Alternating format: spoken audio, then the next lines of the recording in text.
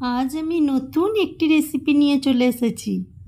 আজকে আমি খুব সহজ পদ্ধতিতে তোমাদেরকে বানিয়ে দেখাবো ম্যাঙ্গো পিঠে। এই পিঠেটি বানাতে যতটাই সহজ, খেতে কিন্তু তার থেকে দ্বিগুণ মজার হয়।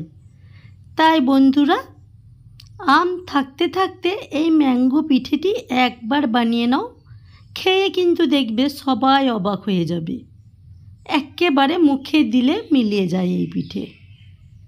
আসসালামু আলাইকুম। নতুন একটি পর্ব দেখার জন্য সকলকে স্বাগতম। তার জন্য আমি সর্বপ্রথমে নিয়েছি 1 বাটি সুজি আর নিয়ে নিলাম হাফ বাটি ময়দা। আর দোকানে 10 টাকা প্যাকেটের এক প্যাকেট সুজি নিলেই 1 বাটি হয়ে যাবে। এরপরে আমি দিয়ে দিলাম নুন, দিয়ে শুকনো উপকরণগুলো চামচের সাহায্যে মিশিয়ে নিলাম।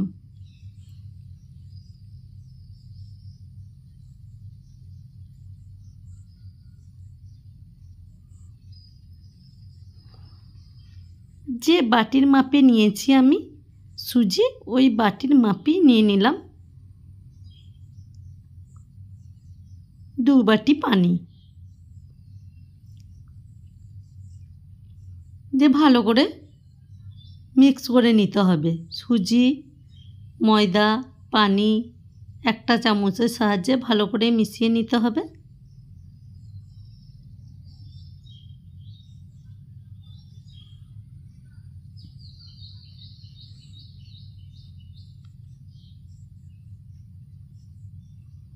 খুব সুন্দর করে মেশানো হয়ে গেছে।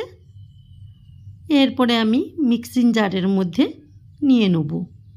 তার জন্য আমি এখানে একটা মিক্সিং জার নিয়েছি। এরপরে সুজি ময়দার ব্যাটারটা মিক্সিং জারের মধ্যে ঢেলে নিতে হবে, দিয়ে একটা সুন্দর পেস্ট বানিয়ে নিতে হবে।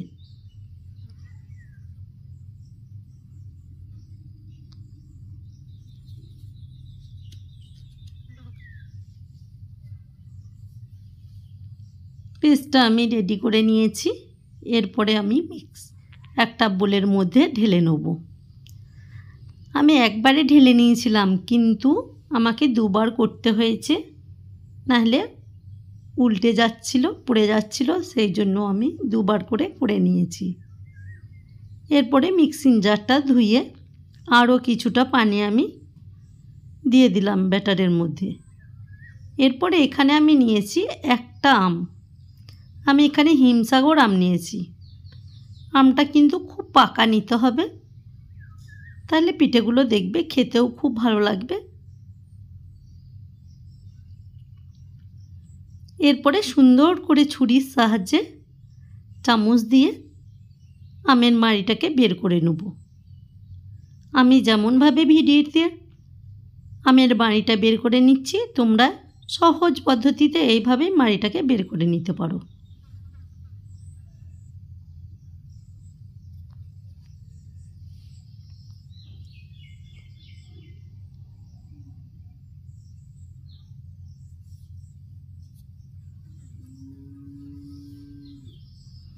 নেওয়ার পর আমি একটা পেস্ট বানিয়ে নিয়েছি।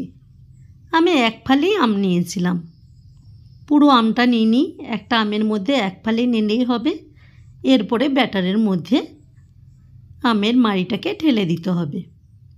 আর মিক্সিং জারটা ধুয়ে আরও একটু পানি আমি দিয়ে দিলাম, দিয়ে চামচের সাহায্যে ভালো করে মিশিয়ে নিলেই হবে।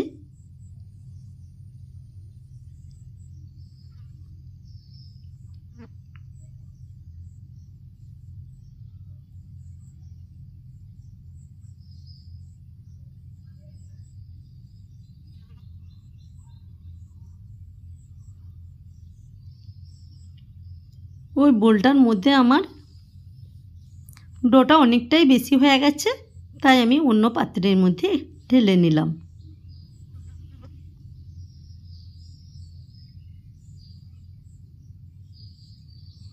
এরপরে আমি দিয়ে দেবো হাফ চামচের মতো বেকিং পাউডার।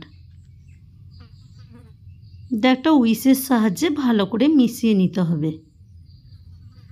বেকিং পাউডারটা দেওয়ার সঙ্গে সঙ্গেই পিঠেগুলো বানাতে হবে, তাহলে খুব সুন্দর হবে আর বেকিং পাউডার দিয়ে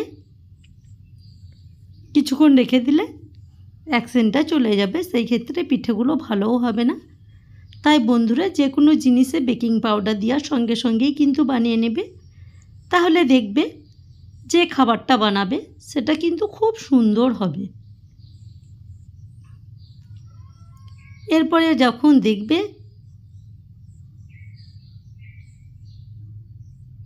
যে ডোটা অনেকটাই গাঢ় লাগছে, সেই ক্ষেত্রে আরও একটু পানি দিয়ে দিতে পারো। কিন্তু ডোটা আমার ঠিকঠাকই হয়েছে,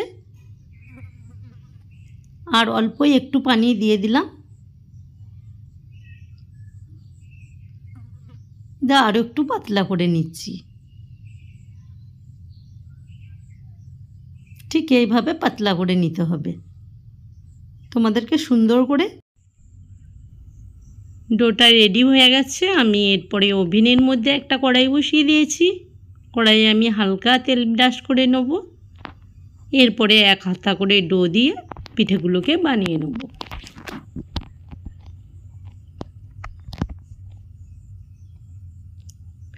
ঠিক আমি যেমনভাবে করছি এইভাবে বানিয়ে নিলে দেখবে একদম দারুণ হবে, আর খেতে এতটাই ভালো লাগে।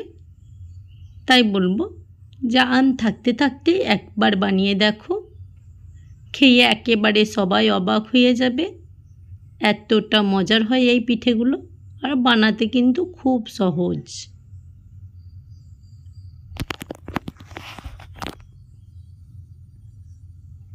দুর্দান্ত একটি রেসিপি তোমাদের সঙ্গে আমি শেয়ার করলাম। যদি ভালো লেগে থাকে তাহলে তোমাদের কাছে আমার একটা অনুরোধ, একটা কমেন্টে জানিও যে রেসিপিটা তোমাদের কাছে কেমন লেগেছে। বাসায় ট্রাই করে দেখবে, যদি ভালো লাগে তাহলে ভিডিওটাতে একটি সাবস্ক্রাইব করে দিও, আর ফেসবুক থেকে দেখলে ফলো করে দিও। তোমরাও ভালো থেকো, সুস্থ থেকো, সাবধানে থেকো, আর সবাই সবারই খেয়াল রেখো। আজ সকলকে জানালাম আমি জুম্মা মোবারক।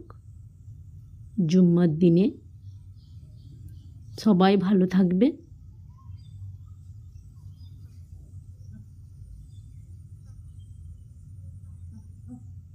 খুব শিগগিরই দেখা হবে পরের একটি রেসিপি নিয়ে। আসসালামু আলাইকুম।